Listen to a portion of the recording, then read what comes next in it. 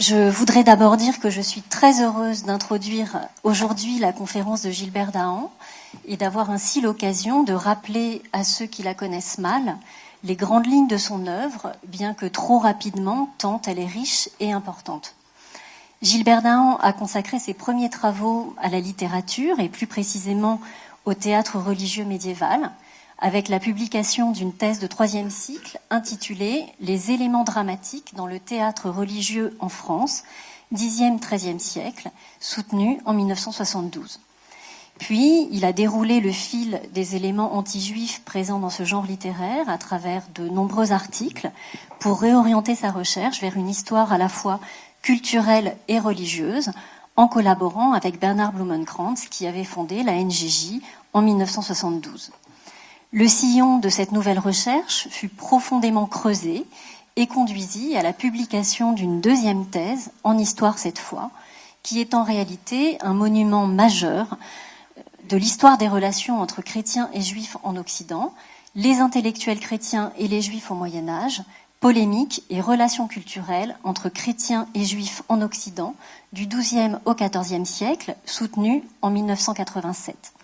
Celle-ci a fait l'objet d'une publication sous un titre abrégé aux éditions du Cerf en 1990, ouvrage qui reste aujourd'hui incontournable pour les chercheurs qui travaillent sur ces thématiques, tant par la richesse des textes envisagés que par la méthodologie mise en œuvre pour les analyser, ou encore par l'interprétation et la compréhension des enjeux que recelaient ces relations, et enfin par les nombreuses pistes de recherche qu'elle offre aux savants. L'ensemble de ces travaux ont naturellement conduit Gilbert Dahan, directeur de recherche au CNRS et directeur d'études à l'EPHE, à succéder à Bernard Blumenkrantz, puis Gérard Naon à la tête de la NGJ. Après avoir travaillé pendant plusieurs années sur le thème des relations culturelles entre juifs et chrétiens au Moyen-Âge, mais aussi sur certains personnages ou événements majeurs qui ont marqué l'histoire des juifs en Occident, je citerai entre de nombreux autres les colloques et ouvrages sur Rachi, sur la dispute de Paris autour du Talmud en 1240, sur l'expulsion des Juifs de 1394, et après y avoir consacré de nombreux travaux importants, Gilbert Dahan a depuis presque 20 ans réorienté l'essentiel de ses travaux sur l'exégèse chrétienne de la Bible au Moyen-Âge. Mais comme il l'a lui-même si bien montré, celle-ci ne s'éloigne jamais complètement des autorités juives, qui restent une référence majeure pour les intellectuels chrétiens. Par ailleurs, conscient ou pas de cette double expertise qui lui est propre et qui est unique dans le monde académique français, Gilbert Dahan est toujours resté disponible pour aider, orienter, éclairer les étudiants ou les collègues pour lesquels le monde juif médiéval est, pour le dire rapidement, une terra incognita. Car Gilbert Dahan n'est pas seulement un chercheur infatigable, la liste de ses travaux compte plus de 273 références, c'est aussi un maître, une autorité, pour reprendre un concept médiéval. Il a ainsi toujours veillé à partager et transmettre son savoir, à l'instar des maîtres médiévaux, rassemblant autour de lui dans ses séminaires de l'école pratique des hautes études, puis au collège des Bernardins, un cénacle nourri d'étudiants qui sont devenus des disciples, qu'il a formés à la paléographie et à l'exégèse, et également d'amateurs éclairés de tous âges, avides de science et de connaissances. Mais même pour ceux qui n'ont pas eu la chance de suivre ces enseignements, la lecture de ses œuvres laisse entrevoir certains éléments qui, je crois, le caractérisent, et peut-être avant tout l'amour des textes et l'amour des langues et de la langue. De fait, il n'y avait sans doute pas meilleur terrain que celui de l'exégèse médiévale de la Bible, où exercer ses compétences précieuses. En effet, paléographe émérite, je l'ai dit, érudit, maîtrisant les savoirs et les références de l'univers chrétien latin comme du monde juif, hébraïque et araméen, Gilbert Dahan, mieux que quiconque, a su et continue à faire dialoguer les textes et les sources à l'image des médiévaux. Spécialiste de l'intertextualité, capable de reconnaître dans une page de commentaires exégétiques les emprunts parfois tacites à telle ou telle autorité, il révèle à ses lecteurs l'immense richesse de ces textes, parfois ardus. À la demande de Danielle Yankou, directrice de la collection de la Nouvelle Gallia Judaica aux éditions du Cerf, Gilbert Dahan a accepté de se pencher à nouveau sur la question des relations intellectuelles entre juifs et chrétiens au Moyen-Âge et a donc rassemblé 10 études qui permettent d'en éclairer les diverses facettes dans un volume, ce volume dont vous voyez la couverture, intitulé « Les Juifs en France médiévale ». Quelques grands axes ont été privilégiés qui mettent en évidence les traits saillants de ces relations, tout en évitant l'écueil majeur sur lequel ont parfois échoué les historiens, celui de l'essentialisme. La situation des Juifs au Moyen-Âge évolue de façon symétrique à l'attitude qu'adoptent les autorités à leur égard, et Gilbert Dahan questionne la pertinence du tournant du XIIe ou du XIIIe siècle dans cette évolution. Par ailleurs, il n'y a pas un judaïsme médiéval, mais plusieurs, et enfin, les cas diffèrent selon que l'on se place en Ashkénaze ou en Provence.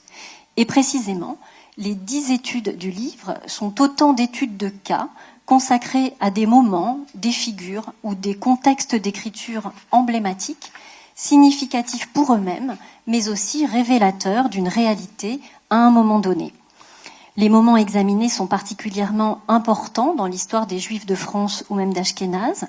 L'étude des relations entre Juifs et chrétiens au temps de la première croisade ouvre le livre, et tout en rappelant les heures sanglantes vécues par les communautés rhénanes en 1096, révèle que les réactions chrétiennes au massacre ne furent pas univoques.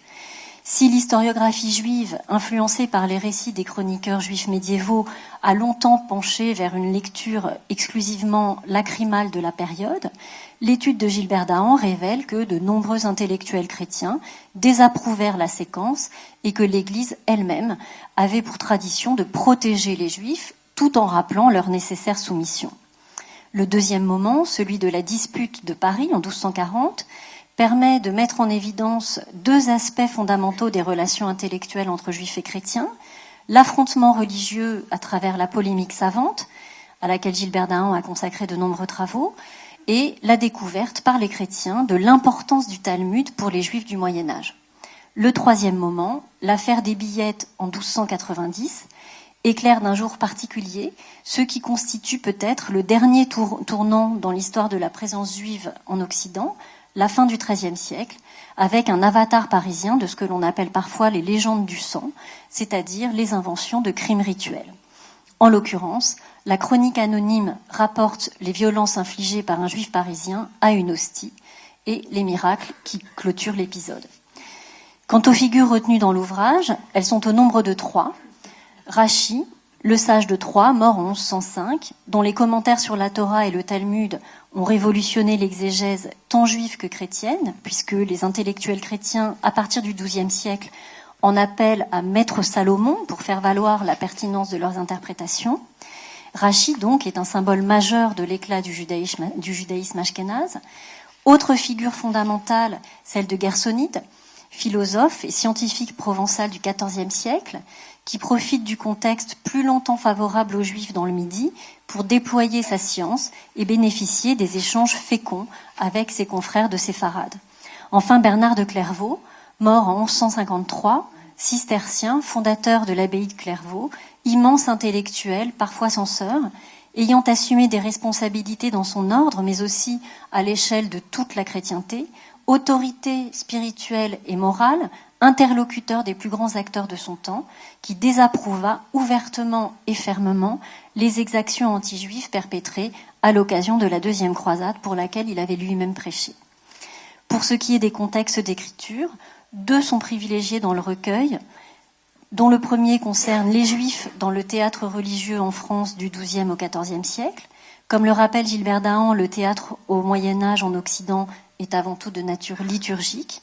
En effet, le théâtre à l'antique a disparu, et lorsque des pièces sont jouées, de plus en plus fréquemment, dans les rues et sur les places des villes médiévales, ce sont avant tout des thèmes religieux qu'elles mettent en scène. Le moment et le ressort principal de ce théâtre religieux se situe lors des fêtes de Pâques, où se rejoue la Passion du Christ et toutes les étapes qui la ponctuent. L'intérêt de ce contexte d'écriture est que, précisément, il rend public les thèmes de la polémique d'ordinaire diffusés dans un cadre savant. Or, avec le drame liturgique joué en public, la polémique religieuse trouve un débouché beaucoup plus large, une audience bien plus nombreuse. On en veut pour preuve l'utilisation de plus en plus fréquente de la langue vulgaire à partir du XIVe siècle.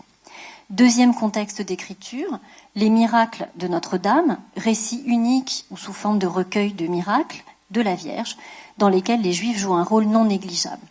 Gilbert Dahan leur consacre une étude synthétique à partir des miracles de Notre-Dame de Gauthier de Cancy et une étude particulière à partir d'un miracle peu connu dont l'action se situe à Narbonne.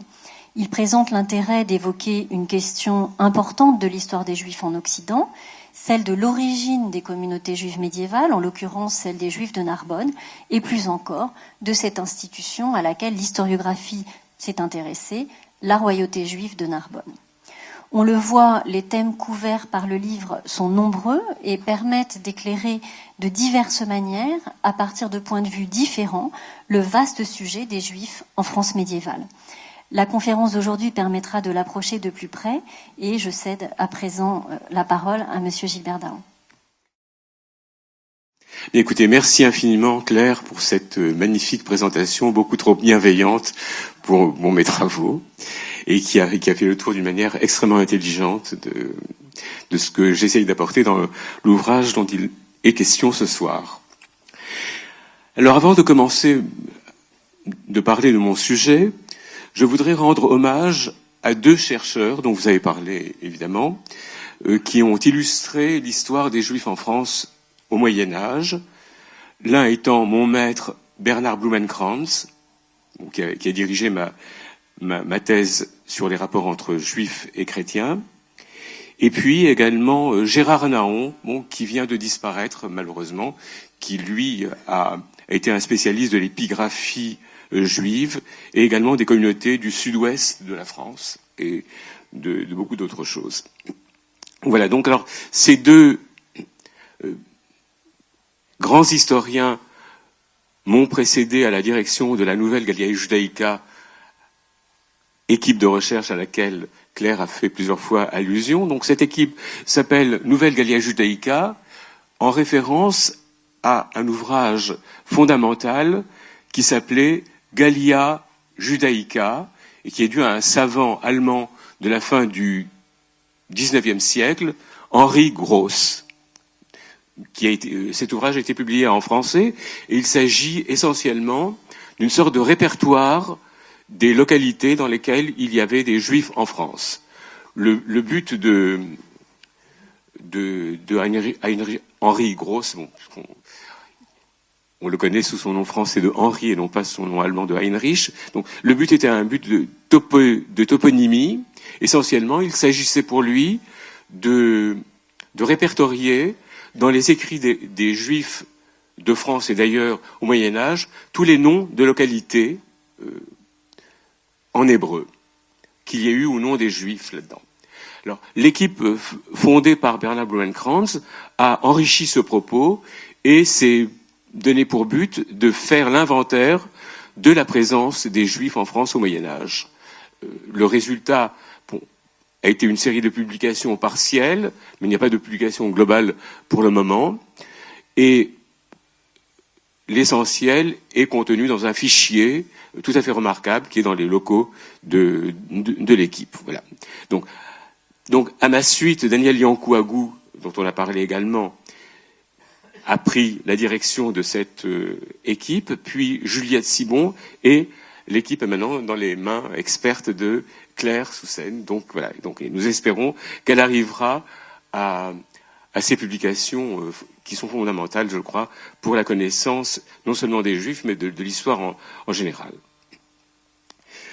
Donc, mes recherches sont extrêmement différentes de celles de la Nouvelle Gallia Judaica ou de la Gallia Judaica en tant que telle, puisqu'elle concerne davantage l'histoire culturelle et l'histoire des rapports intellectuels entre chrétiens et juifs. Alors, au bout d'un certain nombre d'années, de dizaines d'années même, je me suis rendu compte effectivement que je n'étais pas historien, mais que j'étais davantage spécialiste des textes, plutôt qu'un historien, comme on l'entend actuellement, le terme.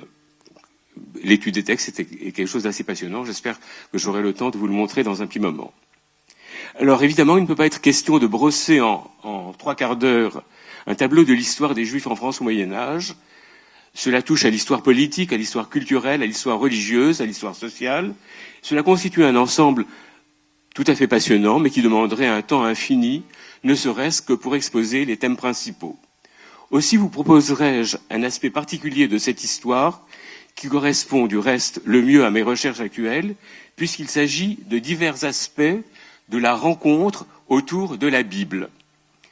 Mais je commencerai par de l'histoire, pure et dure, en rappelant quelques dates marquantes de l'histoire des Juifs en France, du moins jusqu'à l'expulsion de 1306.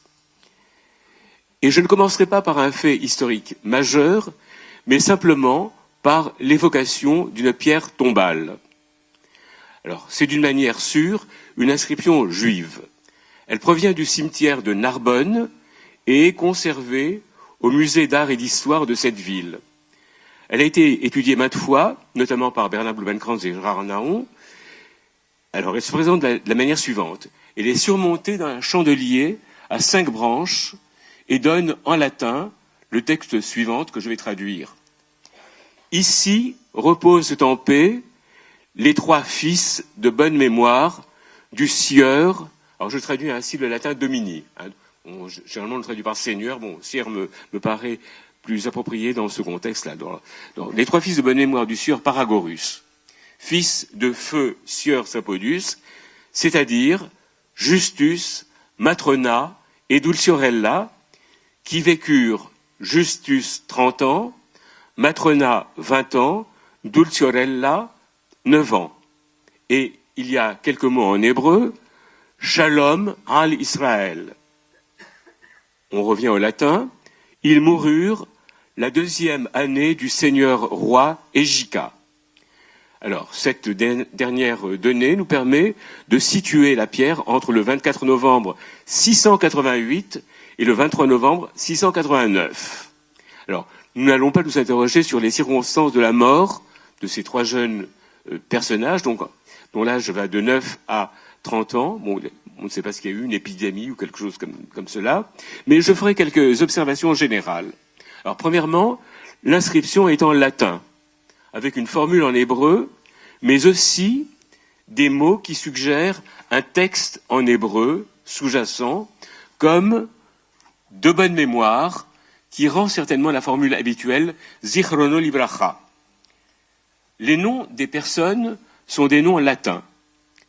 S'agit-il de la transcription de noms hébreux, Justus, bon, juste, Justus, renvoyant à Tsadok ou Tzadik, Dulciorella, renvoyant probablement à Naomi, donc la délicieuse, la très douce, tout ce que vous voulez.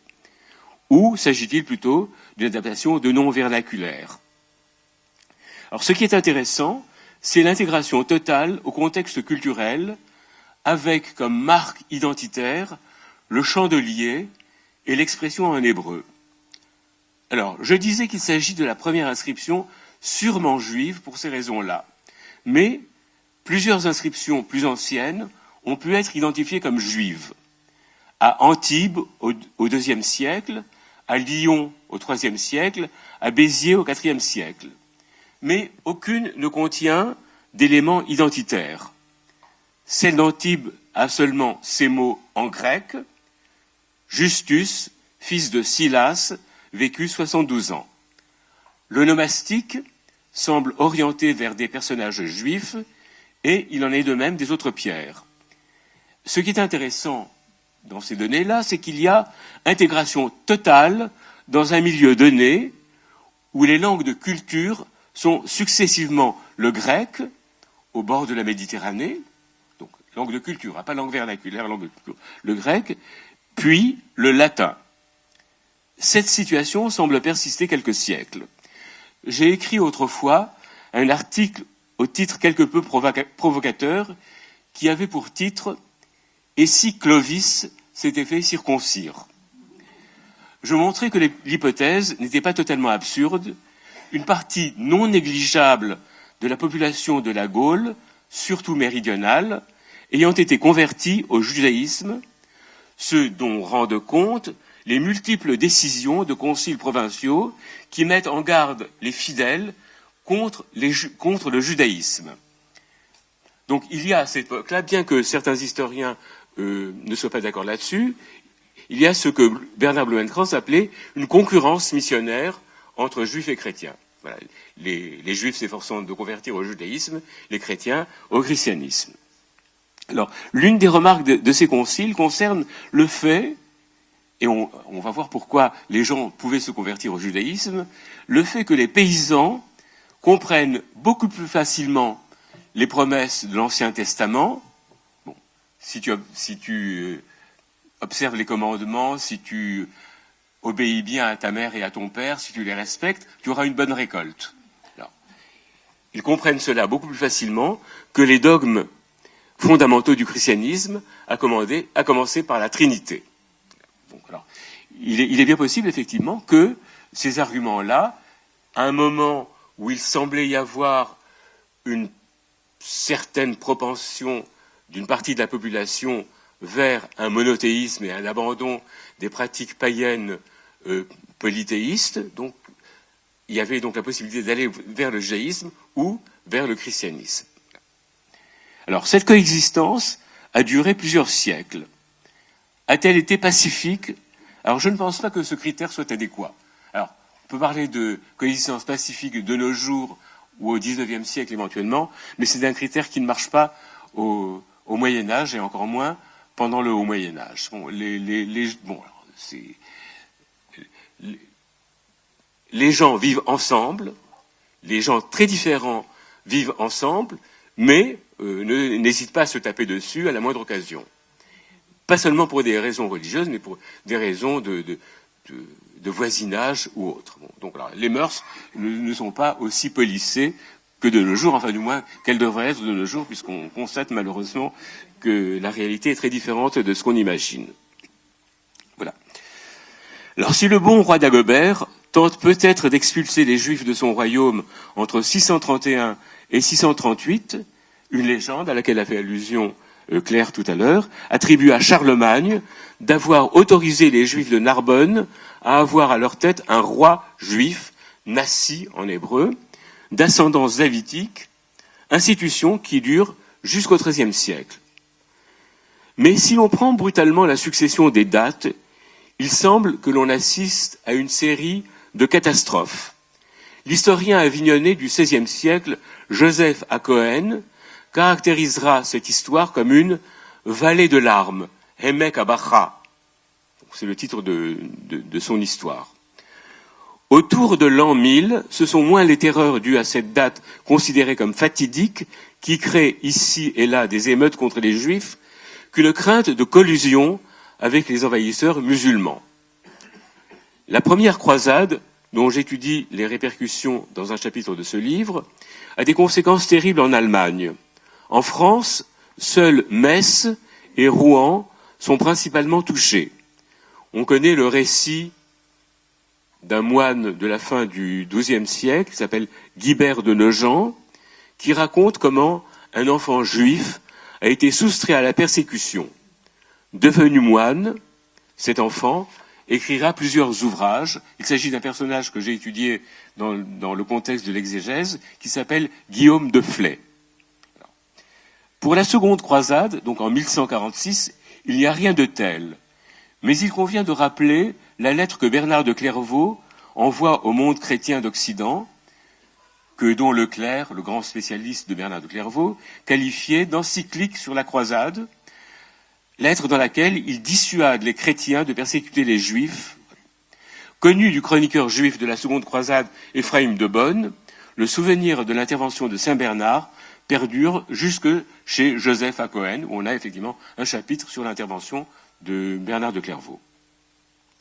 Puis ce sont les redoutables accusations, crimes rituels, d'abord à Blois en 1171, alors qu'aucun corps n'est découvert. Bon, le crime rituel, c'est donc d'accuser les Juifs de massacrer un enfant pour prendre son sang et le mettre dans les galettes azim de Pessah. Alors, les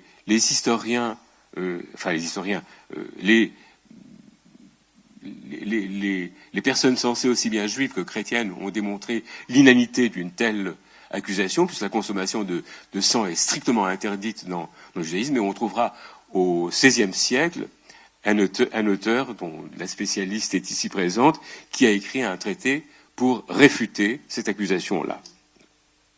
Mais au Moyen-Âge, les papes sont les premiers, effectivement, à réfuter une telle accusation. Alors, ce qui est drôle, si l'on veut, enfin drôle, tout est relatif, c'est qu'à Blois, aucun corps n'a été découvert, et il semblerait que ce soit de sombres histoires de sexe qui soient à l'origine de l'accusation, les relations qu'avait le comte de Blois avec une juive ayant provoqué le mécontentement d'une partie de la population qui a inventé cette histoire-là. D'ailleurs, à propos de cette histoire de Blois-là, alors donc, Claire a rappelé que j'étais un spécialiste à mes débuts de l'histoire du théâtre médiéval, notamment du drame liturgique. Il y a un jeu du XIIe siècle qui est à peu près contemporain de l'histoire de Blois,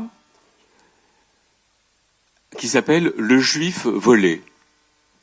Alors, il s'agit d'un juif qui confie son trésor à une image de Saint Nicolas. Alors, il est juif, donc il ne croit pas du tout à Saint Nicolas. Il lui dit, voilà, si tu protèges mon trésor, ce sera très bien. Bon, sinon, gare à toi.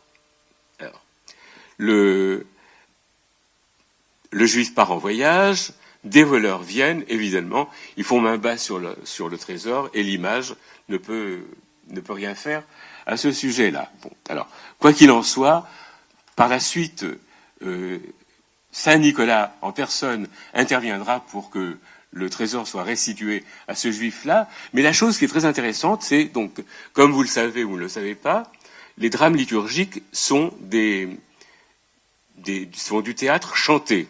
Donc il y a une musique de type liturgique qui accompagne les paroles. Et une musicologue autrichienne a montré que dans le drame dont je viens de parler, l'histoire de l'image de Saint Nicolas, le juif se livre à une lamentation. Alors c'est comme Harpagon dans l'Avare, donc alors hélas j'ai perdu mon trésor, etc., etc. Un superbe texte avec une superbe musique, et la musicologue dont je parlais pense qu'il s'agit probablement de la musique, de l'air qu'ont entonné les Juifs quand ils ont été condamnés au bûcher après l'accusation de meurtre rituel à Blois, qui ne serait autre que la musique liturgique du morceau « Allez-nous, la chébère, la donacole, c'est à nous qu'il convient de louer le Seigneur », qui clôt tous les offices et qui est une affirmation extrêmement vive des dogmes juifs. Voilà. Donc, alors, ceci était une parenthèse, mais c'est intéressant. C'est intéressant également d'un point de vue social, dans la mesure où les chrétiens sont toujours à l'écoute de ce qui se passe chez les Juifs. Donc, et là, le fait que quelqu'un ait recueilli une mélodie liturgique des Juifs est extrêmement intéressant en lui-même. Voilà. Bon, alors, quoi qu'il en soit, cette date de 1171 est une date bien triste, puisque c'est la première accusation de crime rituel en France. Il y en avait au précédent en Angleterre. Alors, autre accusation, donc, et là, ça ne se passe pas très loin d'ici, puisque c'est une affaire de profanation d'hostie, donc l'affaire des billettes, qui a été évoquée tout à l'heure, donc, qui se passe en 1290. Donc là, encore une fois, donc, alors, en 1290, bon, la situation des Juifs a bien évolué, notamment à la suite des décisions du bon roi Louis IX, qui interdit un certain nombre de professions aux Juifs, lesquels se trouvent amenés, pour avoir des échanges avec l'extérieur, des échanges d'ordre économique, à exercer la profession de prêteur sur gage. Donc, là, le héros de cette histoire-là est effectivement un Juif qui est prêteur sur gage, bon, qui a accordé un prêt à une pauvre femme, bon, qui n'a pas beaucoup de moyens. Et là aussi, une chose très importante, au XIIIe siècle, les prêteurs sur gage juifs ne sont pas du tout des gens aisés. Les prêteurs étaient sans doute aisés au XIIe siècle, à un moment où toute forme de prêt d'argent était formellement interdite aux chrétiens, mais à partir du XIIIe siècle, il va y avoir les Lombards et puis les Cahorsins, etc., un certain nombre de gens qui vont spécialiser dans le commerce de l'argent, dans les prêts d'argent, et donc les Juifs vont avoir un rôle de plus en plus effacé, et ils vont se retrouver bien souvent dans à faire des prêts à des personnes qui n'ont vraiment pas beaucoup de moyens. Donc alors c'est le cas pour ce pauvre Juif là qui a donné des prêts, qui a accordé un prêt à une pauvre femme et qui vient lui rendre ce qu'elle lui devait. Alors le Juif lui dit, c'est la légende qui raconte cela bien sûr, le Juif lui dit, non, tu ne me rends pas mon argent, mais je vais te demander un service, tu vas m'apporter, puisque tu vas au culte régulièrement, tu vas m'apporter une hostie consacrée.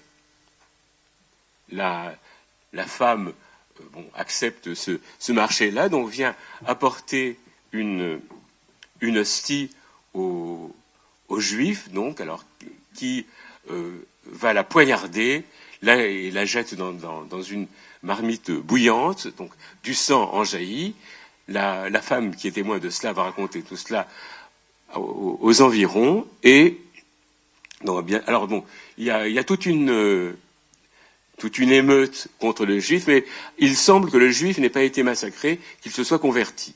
Alors, la chose intéressante, si l'on veut, c'est que ça se passe non loin d'ici, puisque l'église des Billettes, donc qui est maintenant un temple protestant, a été édifiée en souvenir de ce miracle-là, enfin de cette histoire-là, l'église des Billettes. Voilà. Donc, là encore une fois, bon, j'ai fait une parenthèse pour illustrer un petit peu mon exposé, mais c'est encore une fois, c'est une date qui n'est pas très drôle, puisque 1290, c'est la première accusation de profanation d'hostie en France. Alors, on assiste surtout à la dégradation des conditions politiques et sociales des Juifs, notamment à la suite du concile de Latran IV en 1215, concile qui veut affirmer le caractère chrétien de l'Occident et s'efforce de mettre à part les Juifs.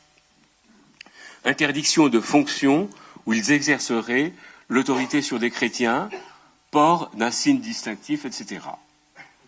Alors, en fait, seul Louis IX ou Saint Louis mettra tout cela à exécution. Donc là, je peux renvoyer aux actes du colloque qui s'est déroulé ici même en 2014. Donc on raconte un certain nombre de communications, essaye de retrouver l'attitude de Louis IX à l'égard des Juifs. Alors, Philippe le Hardi ne sera pas en reste, puisqu'il interdit aux Juifs, en 1276, d'habiter les petites localités. En fait, si le mouvement de regroupement dans les villes a commencé bien avant, il faut tenir compte de l'urbanisation générale de la société, la mesure est très significative. Ce que l'on constate avant cette date de 1276, c'est un éparpillement des petites communautés, voire de familles. En Normandie, dans l'actuelle région centre et dans tout le Midi, sans parler de l'Alsace et de la Lorraine. On est vraiment surpris de voir une population juive réduite souvent à une ou deux familles dans de très nombreuses localités, ce qui, me semble-t-il, indique qu'il y a coexistence entre population juive parfois très minoritaire et population chrétienne majoritaire.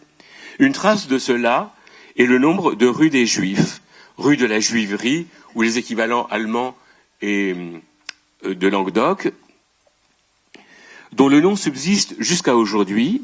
Alors, on se rappelle que la maison des parents de Chateaubriand se trouve dans une rue sombre et étroite de Saint-Malo, appelée rue des Juifs. Ça, c'est au début des mémoires d'outre-tombe de Chateaubriand. Alors, ces rues des Juifs ne sont pas des ghettos, et il ne semble pas que quelques velléités de souverains de regrouper les Juifs dans des quartiers spécifiques, habités seulement par eux, aient été suivis des faits, du moins en France du Nord. Alors, je me suis amusé à faire un relevé extrêmement incomplet, parce que ça prendrait des heures et des heures que de faire un relevé complet, de ces noms de villes où il y a encore des Juifs. Alors, je vais les énumérer rapidement. Abbeville, Agen, Hervaux, dans les Deux-Sèvres, Aix-en-Issard, dans le Pas-de-Calais, Aix-en-Provence, Alençon, Alette, Amiens, Amerschwir, dans le Haut-Rhin, Ancenis, en Loire-Atlantique, les Andelys, Angers, Angoulême, Annecy, Apt, Arbois, Arles, Arnay-le-Duc, Arsonval, Arville, Athis-Mons, Aubagne, Aumale, Autruy-sur-Juine, Autun, Auxerre, Auxonne, Avignon, Avranches. Alors, je n'ai cité que la lettre A. Et bon, j'imagine que quand vous allez en vacances dans nos bonnes villes de France, vous tombez assez souvent sur des rue des Juifs, rue de la Juiverie, que ce soit au nord ou au sud. Mais ayant trop rapidement évoqué les grandes lignes de cette histoire, qui donnerait l'impression d'une série tragique d'événements, je voudrais rapidement aborder un thème qui apparemment a pu réunir juifs et chrétiens, la rencontre autour de la Bible, à laquelle j'ai consacré plusieurs études, mais que je n'ai pas intégré à l'ouvrage dont on a parlé tout à l'heure. Pour étudier ce thème, on peut partir de deux présupposés différents. Le premier est que la Bible est un héritage commun des Juifs et des chrétiens. Une partie des Écritures saintes des Juifs est également considérée comme sainte par les chrétiens.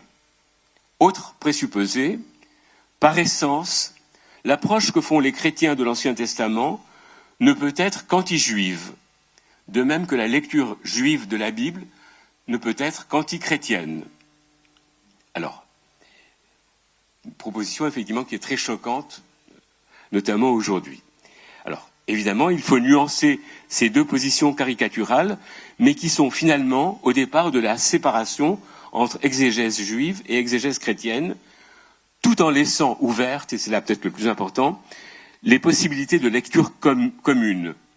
Non pas en taisant les divergences, ce que font parfois actuellement les groupes d'amitié judéo-chrétienne, dans une très bonne intention, mais en prenant ces différences à bras le corps.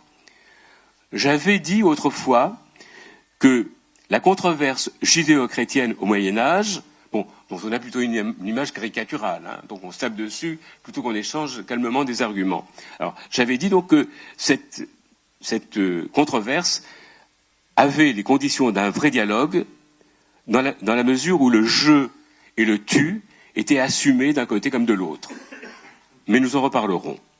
Autour de ce sujet, donc juifs et chrétiens autour de la Bible, je considérerai trois thèmes: la révision du texte biblique, le recours aux interprétations juives et la controverse, mais rassurez-vous, je vais être rapide à ce sujet. Alors, la révision du texte biblique. Alors là, nous entrons dans ce qui fait mes délices actuellement, mais qui est peut-être extrêmement technique. Alors, vous savez donc qu'au Moyen-Âge, le texte biblique utilisé par les chrétiens est un texte latin.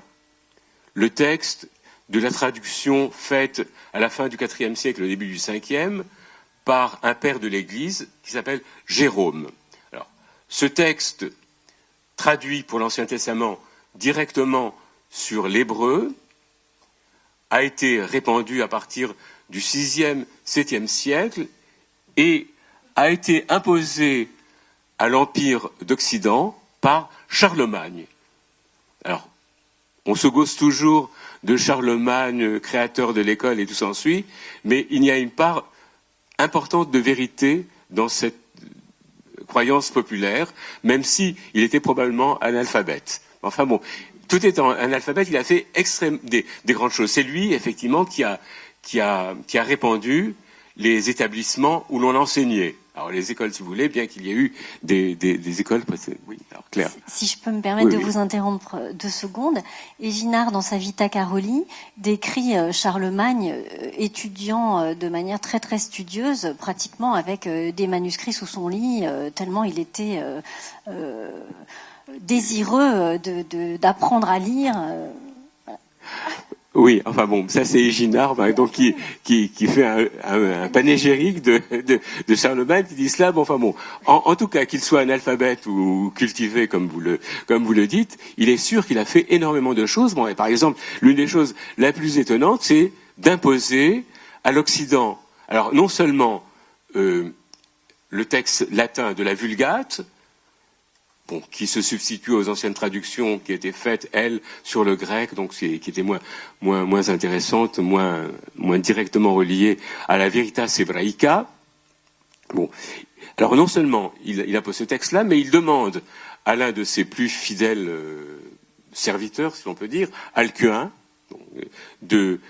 d'éditer un texte. Bon, alors, on va voir ce qu'est l'édition d'un texte dans un moment là. Donc alors, Alcuin, de plus ou moins bonne grâce, s'exécute et établit le texte de la Vulgate qui a été le plus répandu en Occident, on peut dire jusqu'au XXe siècle, d'une certaine manière. Bon.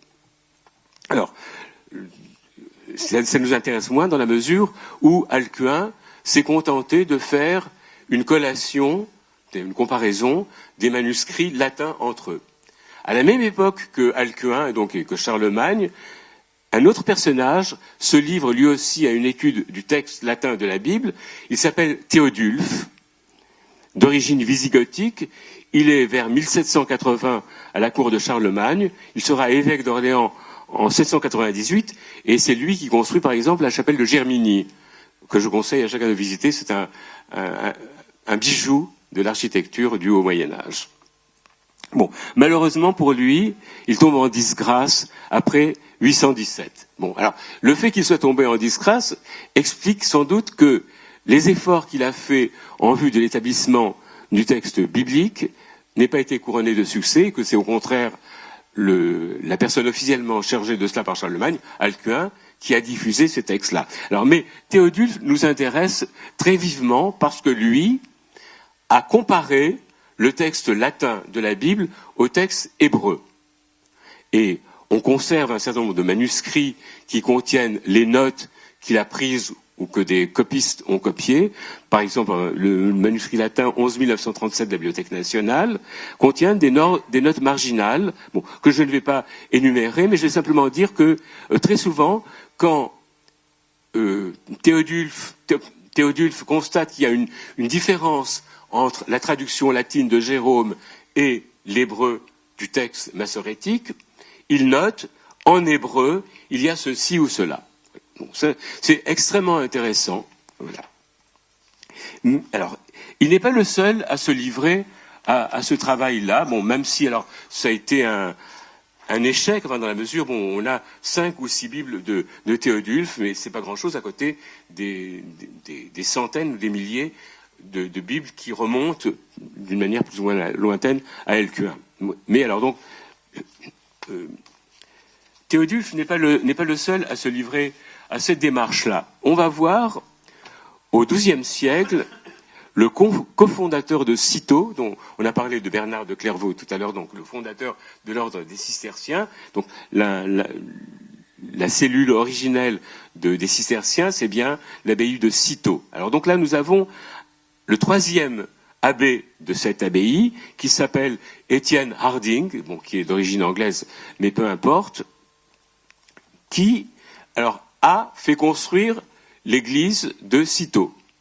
Alors, c'était un personnage très intelligent. Il s'est dit, c'est très bien qu'il y ait une église, mais une église sans Bible, ça n'a pas de sens. Voilà, ça c'est extrêmement important, extrêmement intéressant. Donc, il s'est mis en tête de faire copier une Bible, donc pour qu'elle serve à l'intérieur de son église, de son abbaye, d'une manière plus générale. Donc il a fait venir plusieurs Bibles des environs, il a commencé à les copier. Mais alors voilà, il nous raconte lui-même comment ça s'est passé. Alors je vais vous lire la traduction de ce texte-là. C'est une sorte de préface à la Bible qu'il a fait copier. Alors, nous disposons à copier cette Bible parmi les nombreux exemplaires que nous avions rassemblés provenant de diverses églises, afin de suivre le plus vrai. Nous sommes tombés sur un qui était très discordant par rapport à presque tous les autres. Parce que nous avions trouvé qu'il était plus complet, nous lui avons accordé notre confiance et avons copié le texte biblique tel que nous le trouvions dans ce livre. Cependant, cela fait, nous ne fûmes pas peu troublés de cette discordance entre textes bibliques. plein d'étonnement devant les dissonances entre nos livres, reçus pourtant d'un seul traducteur, donc il s'agit de la traduction de Jérôme, nous avons fait appel à quelques juifs qualifiés dans leurs écritures. Nous les avons interrogés avec soin en langue romane sur tous les endroits dans lesquels se trouvaient ces morceaux et versets que nous avions dans notre exemplaire et que nous avions déjà insérés dans notre propre copie, alors qu'ils ne figuraient pas dans beaucoup d'autres Bibles latines. Alors ceux-ci, c'est-à-dire les Juifs, compulsant devant nous plusieurs de leurs livres, nous exposaient en termes romans le texte hébreu ou chaldéen, c'est-à-dire araméen, des passages sur lesquels nous les interrogions. Ils ne trouvèrent que très peu des morceaux et versets qui nous avaient troublés. C'est pourquoi, accordant notre confiance à la vérité hébraïque et chaldéique, et aux nombreux manuscrits latins qui ne comportaient pas ces passages, mais qui concordaient totalement avec ces langues, nous avons érasé, gratté ces passages, les considérant comme superflus. On le verra dans de nombreux endroits de cette Bible, notamment dans les livres des rois, où résidait la plus grande partie des erreurs. Effectivement, les manuscrits de cette Bible-là sont conservés actuellement à la bibliothèque municipale de Dijon. C'est un manuscrit 14 à 18, si mes souvenirs sont exacts. Et nous avons les traces de ces érasures-là. Et là, aussi d'une manière très, très intéressante, nous avons de temps en temps des notes marginales disant en hébreu il n'y a pas ça ou en hébreu il y a cela. Voilà. Donc là, le fait qui nous intéresse là, c'est donc les choses se passent de la manière la plus simple, la plus normale, dirait-on. Donc Étienne Harding, qui est vraiment quelqu'un d'intelligent, s'aperçoit que il n'a pas un bon texte biblique. Il pense que la traduction de Jérôme est conforme au texte hébreu, donc lui-même ne lit pas l'hébreu, et il fait venir des juifs des environs. Alors donc, je vous rappelle que donc Cîteaux n'est pas très loin de la région de Troyes. Donc Troyes où l'école de Rachi, de ses successeurs à ce moment-là, est très florissante. Donc de même, il y a un certain nombre d'écoles juives en Champagne. Donc là, ce sont des juifs de cette région-là qui sont venus probablement aider Étienne Harding. Et alors, on constate évidemment que les échanges se passent en langue romane, donc en dialecte de Champagne, dont nous avons de nombreux témoignages littéraires par la suite. Alors, ce mouvement, donc, autour du texte même de la Bible, se perpétue au XIIIe siècle. Le XIIIe siècle est un siècle extrêmement important, puisqu'il voit la naissance des universités, à commencer par celle d'Oxford et celle de Paris, plus celle de Bologne également. Également, la naissance des ordres mendiants, les dominicains et les franciscains, qui vont eux-mêmes créer des studia, c'est-à-dire des établissements d'enseignement à différents degrés, notamment à des degrés supérieurs, dont on appelle ça les studia generalia. Donc alors bon, ce qu'on étudie à la faculté de théologie, ce sont les sentences de Pierre Lombard, bon, il y a un texte théologique dont on ne va pas parler maintenant, mais on étudie également la Bible, la Sacra Pagina.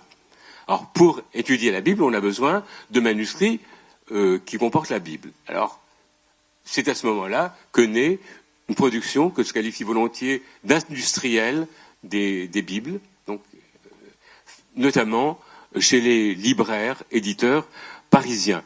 Le processus industriel, alors évidemment, nous n'avons pas, si nous avons des chaînes, nous n'avons pas les machines compliquées que nous avons aujourd'hui.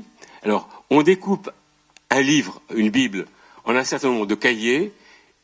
On a dans l'atelier un certain nombre de copistes et on confie les cahiers différents à chaque copiste. Et alors, de cette manière-là, cela va beaucoup plus vite. Bon, alors, il se trouve que,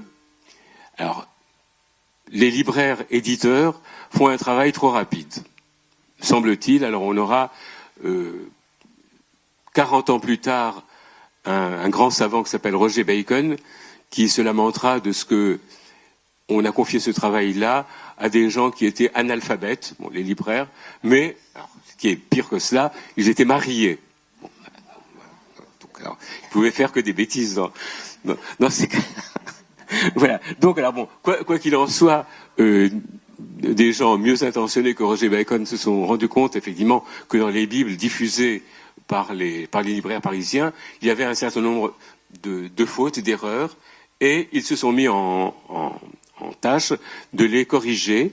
Et pour les corriger, ils ont à chaque fois comparé ces textes-là, c'est les textes des Bibles latines, aux Bibles hébraïques, aux textes araméens des Bibles, également pour le Nouveau Testament, aux textes grecs.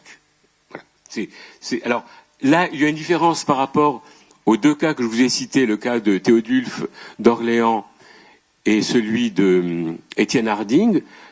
Bon, il y a d'autres cas également tout à fait semblables au XIIe siècle, où là, on constate qu'on fait appel directement aux Juifs. Au XIIIe siècle, ça va être un petit peu différent.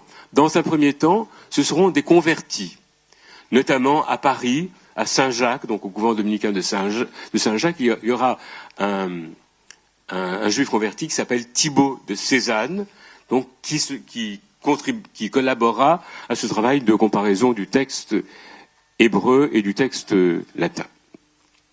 Et dans un deuxième temps, alors notamment grâce aux ordres mondiaux dont j'ai parlé, l'hébreu, comme le grec et l'arabe, commencent à être enseignés, bon, pas à une grande échelle évidemment, mais donc on trouve des chrétiens qui connaissent l'hébreu, l'arabe, le grec, dans la seconde moitié du XIIIe siècle. Voilà, et donc on n'a plus recours aux juifs, mais on a recours à l'hébreu. Il me reste que quelques minutes pour parler très rapidement de deux sujets. Alors donc, Juifs et chrétiens autour de la Bible, c'est également évoquer les échanges qu'il y a au niveau de l'exégèse biblique. Alors, je crois que Claire a rappelé tout à l'heure l'importance de Rachi, qui a renouvelé l'exégèse en milieu juif. Alors, à la fin de sa vie, Rachi dit « Ah, si j'avais encore les forces, je ferais un commentaire uniquement selon le pshat ». Alors, vous savez, comme l'exégèse juive, il y a deux niveaux. Il y a le niveau du pshat, qui est l'exégèse littérale, et le niveau du drash, qui est autre chose que, on ne va pas expliquer cela maintenant, autre chose que l'exégèse littérale, c'est notamment une exégèse qui fait beaucoup appel à ce qu'on appelle les midrashim, c'est des recueils de textes, alors, qui éclairent le texte biblique. Bon, alors, là aussi, c'est un problème très passionnant. Bon, alors, en deux mots, je dirais que nous sommes en mesure au XXIe siècle de comprendre le fonctionnement des midrashim grâce aux travaux de Lévi-Strauss sur les légendes des Indiens d'Amérique du Nord et du Sud. Et c'est ce type d'approche-là qu'il convient d'appliquer au texte midrashique. Alors, qu'il convient d'appliquer, pour des personnes occidentalisées. Donc, tous les juifs vivant en Occident, bon, pas ceux d'Orient, du Proche-Orient, qui sont restés fidèles aux enseignements traditionnels, pour lesquels la démarche de l'exégèse midrashique est naturelle chez eux. Donc, c'est de même pour les Indiens d'Amérique du Sud. Bon, ils n'ont pas besoin de Lévi-Strauss pour apprendre à comprendre leur mythe. Hein, donc ils comprennent de même là pour les Juifs orientaux d'une certaine manière là. Bon, alors ma thèse est que les Juifs d'Occident au XIe, XIIe siècle, donc à l'époque de Rachi, ne comprennent plus l'exégèse midrashique et ont absolument besoin de l'exégèse du pshat, l'exégèse littérale, et c'est la raison pour laquelle Rachi donne la première place à l'exégèse du pshat, et c'est la raison pour laquelle également il dit « Ah, si je pouvais, j'offrais tout mon commentaire uniquement selon le pshat ». Voilà. Voilà, donc, en France du Nord, les études bibliques sont extrêmement florissantes, et donc ce sont les idées de Rachi qui vont s'imposer. Elles vont également avoir une influence déterminante sur l'exégèse chrétienne, notamment dans une abbaye de chanoines réguliers qui est à Saint-Victor, donc à Paris, à peu près à l'emplacement de l'Institut du monde arabe actuel, donc donc une école extrêmement importante où on a un certain nombre de maîtres, Hugues de Saint-Victor, André de Saint-Victor, Richard de Saint-Victor, qui vont dire que le plus important, c'est l'exégèse littérale. Bon, c'est très beau de faire de l'exégèse spirituelle, mais il faut avant tout comprendre la lettre du texte. Et pour comprendre la lettre du texte, pour faire de l'exégèse littérale, les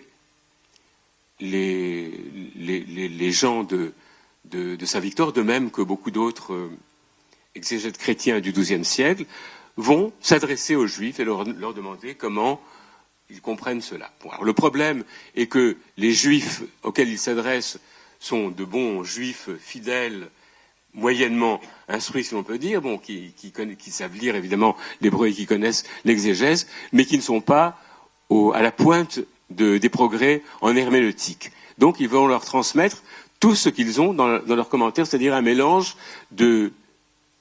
d'exégèse littérale, le pshat, et d'exégèse midrashique, le drash. Donc les chrétiens vont recevoir tout cela d'un seul tenant et vont considérer que tout cela, c'est l'exégèse juive littérale. Ce qui fera que, au XIIIe siècle, donc, il y aura un raidissement de certains auteurs par rapport à l'exégèse juive, et ils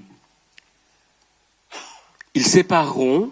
Alors quand ils rapportent, et c'est assez fréquent dans les commentaires du XIIIe siècle, ils sépareront ce qu'ils mettent sous le nom de Hébraï dikunt, les Hébreux disent, alors ça ce sont les interprétations littérales sur lesquelles ils sont d'accord, et ce qu'ils mettent sous l'appellation Iudei fabulantur, les Juifs fabulent. Et là, dans la plupart des cas, il s'agit d'interprétations midrashiques. Voilà. Donc, voilà, j'aurais dû également évoquer les échanges au niveau de la controverse entre juifs et chrétiens, mais je pense que nous avons fait un petit peu le tour de la question. Donc, ce qui me paraît important, effectivement, c'est autour de la Bible, c'est la persistance d'échanges pacifiques, même au XIIIe siècle, même au XIVe siècle, quand les Juifs seront chassés de France et qu'ils seront appelés pour des périodes provisoires. Bon, il y aura toujours ces échanges autour de la Bible. Voilà. Il aurait fallu aussi, dans une évocation des Juifs en France médiévale, présenter la vie culturelle des communautés juives, vie intense et variée, différente selon qu'il s'agit de la France du Nord et de celle du Midi. Au Nord, l'accent est mis sur l'étude de la Bible et du Talmud. Donc, on a parlé de l'importance de Rashi et de son école, donc les tosafistes qui écrivent des suppléments aux commentaires de Rashi. Mais également médecine et lettres. On trouve un certain nombre de textes littéraires d'une grande qualité, par exemple les Mishlei Shoalim de Berachia ben Natronai, les Mishlei Shoalim, les fables du renard. Vous vous rappelez qu'avant La Fontaine, la grande auteure, alors je ne sais pas comment on dit au féminin, bon, la grande auteure femme de fables en France, c'est Marie de France. Donc, et les Mishlei Shoalim s'inspirent donc des fables de Marie de France. Voilà. Donc là aussi, des échanges culturels. Alors, ça c'est au nord. Bon, au sud, la Bible, le Talmud sont très pratiqués, mais également la philosophie. Et là, ce qui est important de souligner, c'est le rôle intermédiaire dans la diffusion de la culture en langue arabe. Culture en langue arabe qui transmet des textes grecs, musulmans, comme ceux de Averroès, Ibn Rushd, mais également des textes juifs, puisque les Juifs d'Espagne écrivent en arabe, en caractère hébraïque, mais en arabe. Maïmonide, Yehuda Halevi, Shlomo ibn Gabirol, etc., tout ça écrit en arabe. Et il y a donc chez les gens du Midi de la France sont des gens qui ont souvent été élevés en Espagne et qui viennent avec une culture arabe et surtout une connaissance de la langue arabe. De la sorte, ils jouent un rôle intermédiaire entre donc le savoir arabe et ce qui sera l'hébreu, puisqu'ils vont effectuer un certain nombre de traductions en hébreu, commencer par la traduction du Guide des Égarés de Maïmonide. Voilà.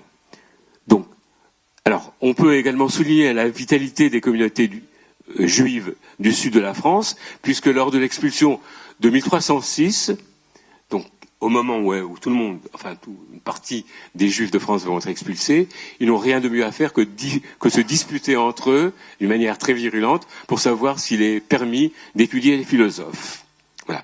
L'auteur emblématique, évidemment, des Juifs du Midi de la France étant Lévi Ben Gerson, Gersonide, Ralbag. Voilà. Merci. Voilà, j'étais obligé d'être très rapide puisque, comme vous le voyez, le sujet est très vaste. J'ai deux questions. Vous avez parlé des dogmes juifs. Je suis un peu surpris, je ne suis pas juif, mais je me suis intéressé à la Bible et à la Bible juive. Mais je suis surpris parce que pour moi, la pensée juive, c'est essentiellement une pensée d'interrogation. Le génie de la pensée juive pour moi, c'est précisément d'identifier vraiment les questions qui comptent et de travailler, d'étudier, de prier, enfin en partie à ces questions. Donc le concept de dogme juif me surprend. Voilà.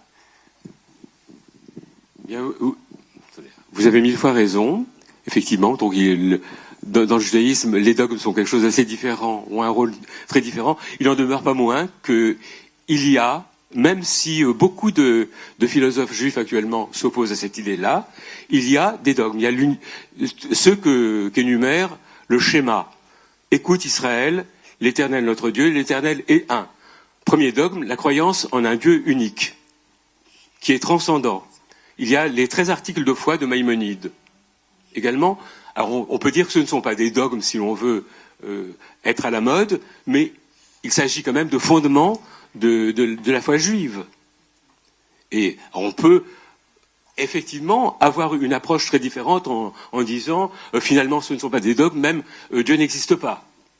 Mais on se situe dans une pensée extrêmement acrobatique par rapport au fondement même du judaïsme, de même que le christianisme, le judaïsme part de réalités sur lesquelles les juifs sont d'accord. Et quand ils ne sont pas d'accord, il s'agit de courants périphériques. J'espère que je ne vous choque pas en disant cela, mais voilà. Il faut dire que mes acquaintances avec la pensée chrétienne font que j'ai tendance également à assimiler cela. Mais bon, voilà. Vous aviez une deuxième question, je crois. Pardon, oui, excusez-moi. Elle est un petit peu plus compliquée dans son expression. Je m'excuse à l'avance de peut-être son manque de clarté. Mais si on observe les relations aujourd'hui entre juifs et chrétiens d'un côté et juifs et musulmans de l'autre, il semble qu'il y ait une considérable différence qui trouverait peut-être en partie ses raisons dans ce que vous venez de nous expliquer formidablement bien. Je me demandais quelle était votre hypothèse sur l'origine de cette énorme différence. Parce que les chrétiens, vous l'avez montré, s'intéressent véritablement, au cours des siècles, à ce que les juifs pensaient, travaillaient, étudiaient les questions qui se posaient, etc., pour enrichir leur propre théologie, etc. On n'a pas forcément l'impression que c'est exactement la... ce qui me frappe, moi, c'est que dans la pensée musulmane, on s'interroge beaucoup moins. On a justement une pensée beaucoup plus dogmatique. En quelque sorte, le Coran, je vais très loin, puis de façon très interrogative, mais enfin, on a l'impression que le Coran serait pour les musulmans la parole de Dieu. Comme c'est la parole de Dieu, on l'apprend telle qu'elle, sans se poser de questions. Et donc, on arrive à une pensée très dogmatique, à mon sens. Et je voulais savoir si pour vous, vous aviez une hypothèse sur le fait que, justement, avec les musulmans, ça ne se passe pas du tout comme avec les chrétiens. Mais je vais très loin dans mes hypothèses. Bon, c'est une question extrêmement compliquée et je ne pourrais évidemment pas répondre là-dessus, d'autant plus que ce n'est pas du tout dans mes compétences. Enfin, la chose qui est intéressante à observer, enfin, et ça conforte vos observations, c'est que dans le monde chrétien, il y a d'une manière continue des échanges intellectuels suivis, pas seulement au niveau de la philosophie, mais également au niveau de la religion, hein, si on peut dire. La chose la plus importante étant effectivement qu'il y a ce patrimoine commun qu'est la Bible. Pour un chrétien, l'Ancien Testament est aussi écriture sainte que le Nouveau Testament. La chose est un petit peu différente dans les communautés, dans le monde musulman. Mais là encore, il faut faire très attention parce que dans le monde musulman, il y a eu des échanges constants au niveau culturel entre intellectuels musulmans et intellectuels juifs.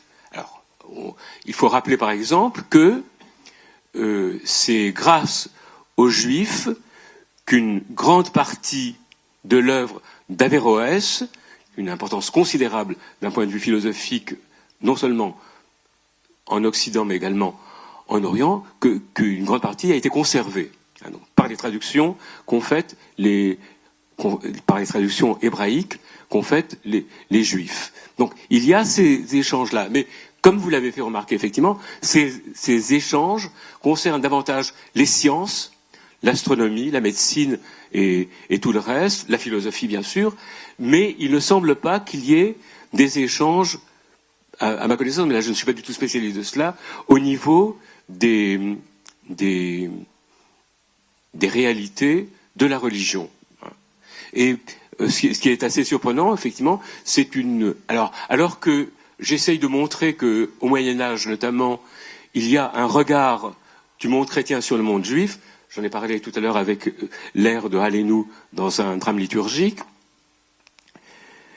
Alors, il semble que, en parlant du commun des mortels, enfin en parlant du peuple lui-même, il n'y ait pas de regard curieux des musulmans sur les juifs et des juifs sur les musulmans. Il y a une coexistence pendant de longs siècles pacifique, enfin au sens où je le disais tout à l'heure, mais il ne semble pas qu'il y ait cette curiosité-là. Je sais qu'il y avait un documentaire fait par un Marocain, je crois, sur des juifs de communauté de l'Atlas, donc des juifs berbères, apparemment, qui avaient été déplacés,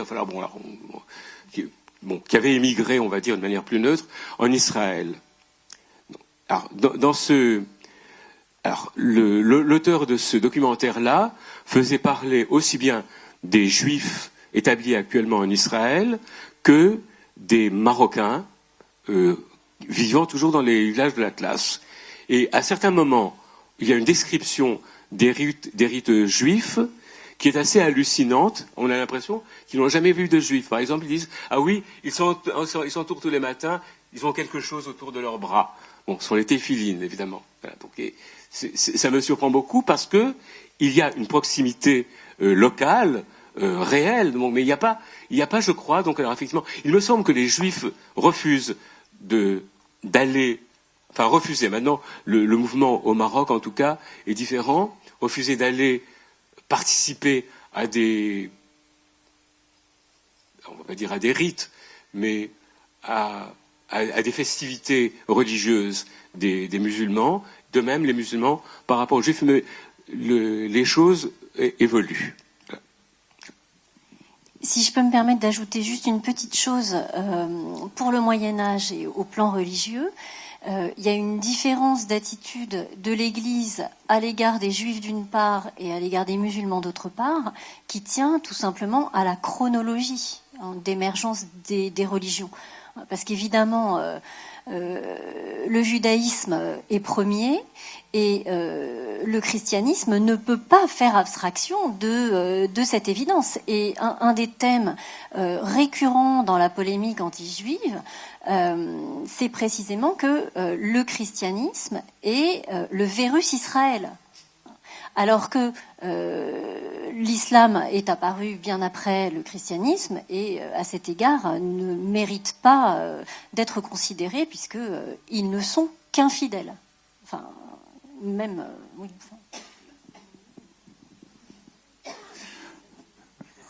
Monsieur Dahan, merci beaucoup d'abord pour votre discours compréhensif.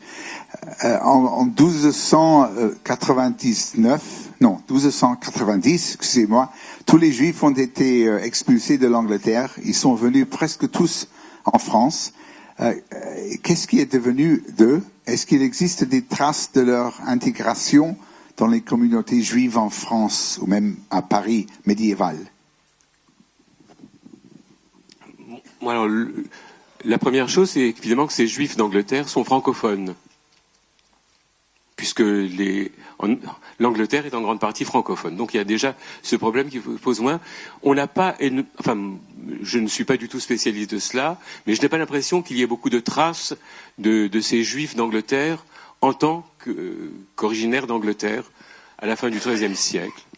Alors on va trouver au XIVe siècle effectivement un certain nombre de savants dont les noms traduisent une origine anglaise, probablement.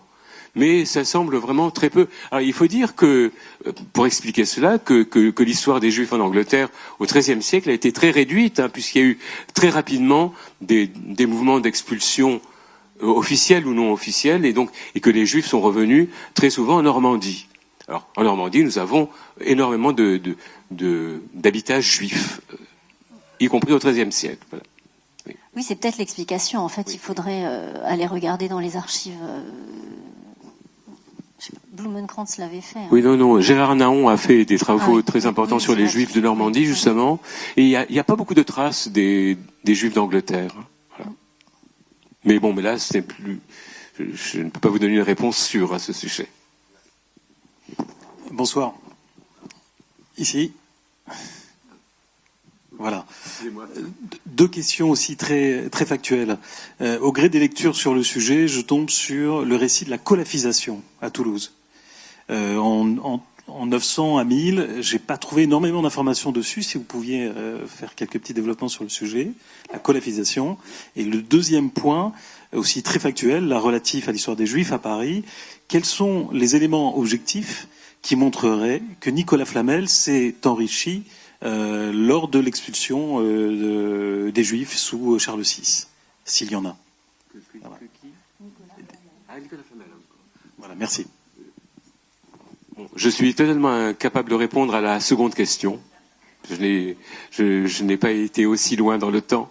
Je me limite au début du XIVe siècle. Donc là, je ne peux pas du tout répondre.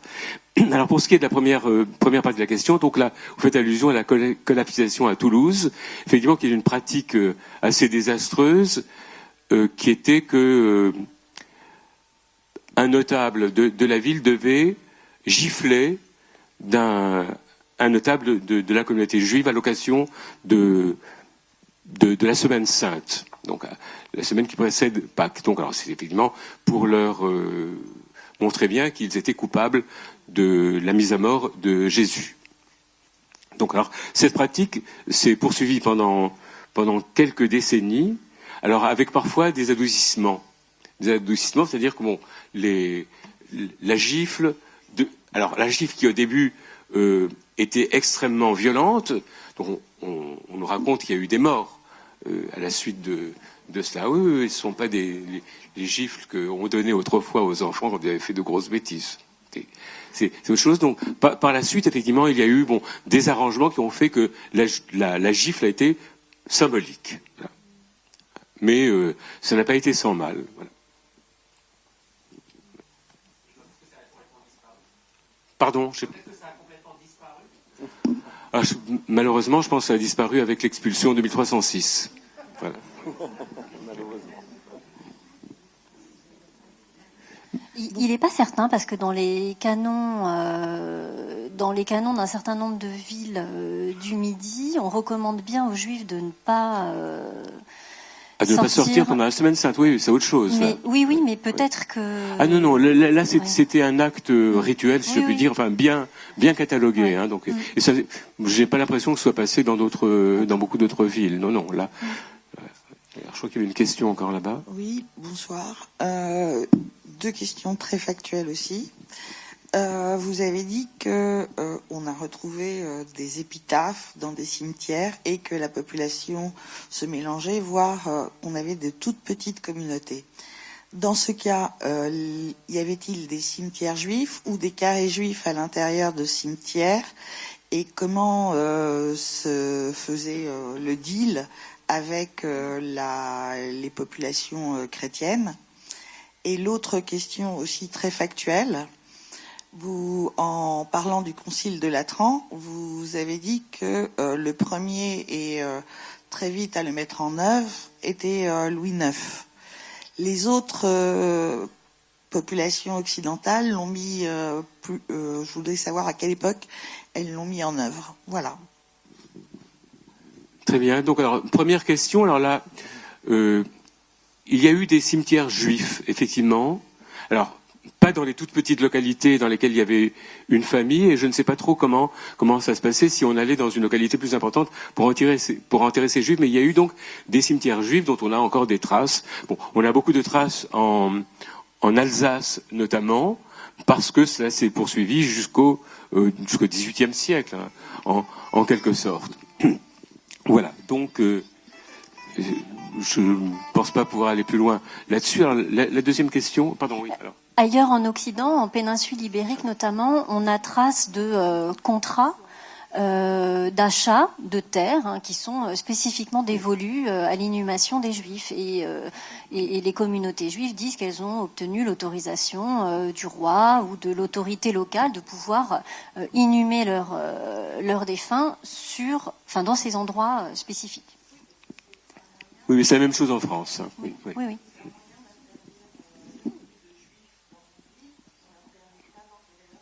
Non, parce que dans les agglomérations dans lesquelles il n'y a pas de cimetière juif à proprement parler, on voit que des juifs vivent, mais que du coup, ils font enterrer leurs défunts ailleurs, dans d'autres localités dans lesquelles il y a un cimetière juif. Voilà. Et si je peux me permettre, pour la deuxième question je me rappelle même plus ce que c'est. Sur le port du signe distinctif. Ah oui, d'accord, oui. Oui, alors oui, effectivement. Quand je disais que seul Louis IX avait mis en application ce qui avait été décidé à Latran IV, c'est bon. Alors effectivement, c'est le seul qui a répondu à l'ordre de la communauté pontificale. Mais cela va se mettre en place, bien entendu, enfin notamment en Espagne. Peu à peu, là, vous avez apporté des précisions. Voilà.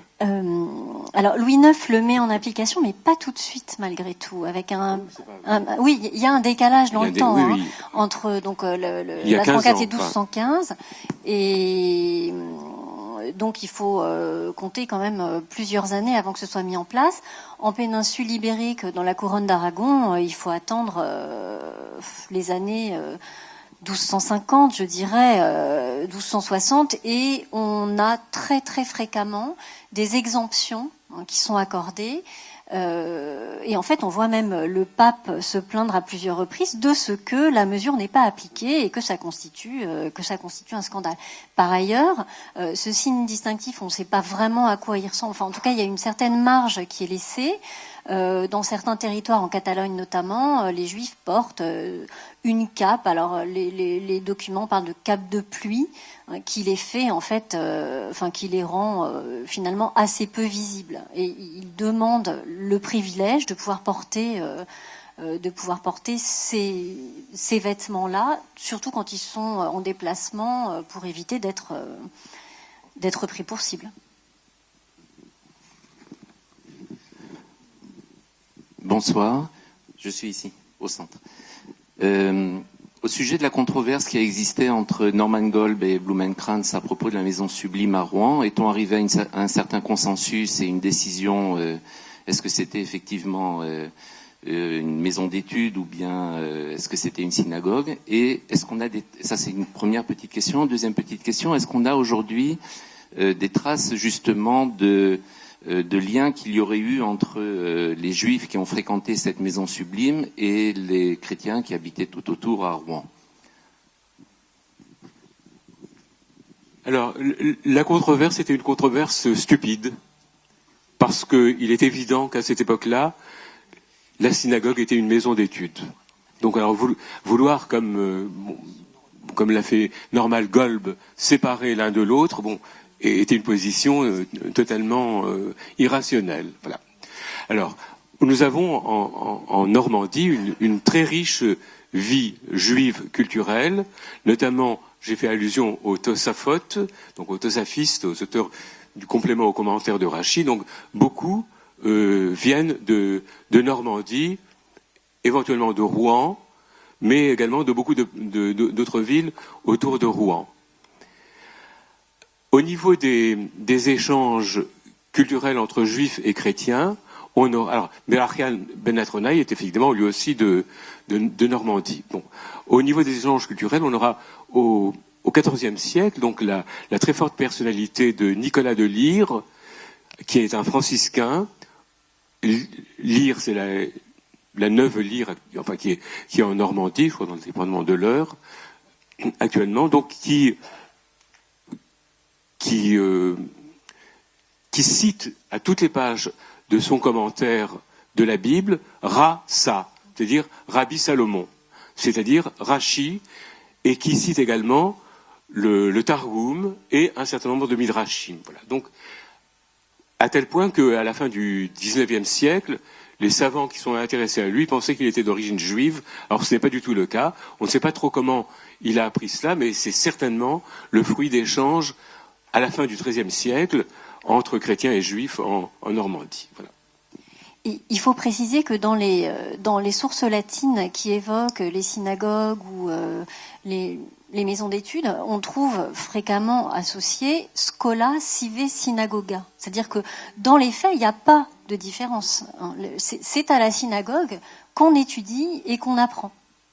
Ben oui, et de nos jours, en milieu ashkénaze, on dit on va à la choule.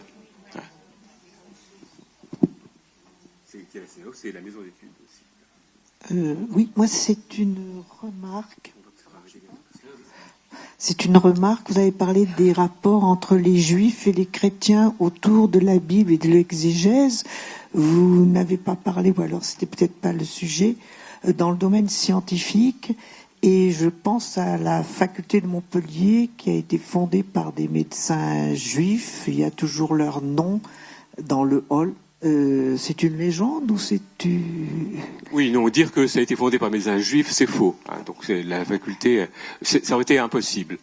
Alors, il est très possible qu'il y ait eu des enseignants juifs, et en tout cas, il y a eu à Montpellier même, et dans toute la région, des échanges très importants sur le plan scientifique entre juifs et chrétiens. Au niveau de la médecine, au niveau de l'astronomie. Voilà. Également. Mais là, effectivement, je n'ai pas du tout parlé de cet aspect-là. Il aurait fallu que je reste encore quelques heures. Voilà, merci en tout cas d'avoir complété cela. Pour une prochaine fois, peut-être. Voilà. Merci beaucoup.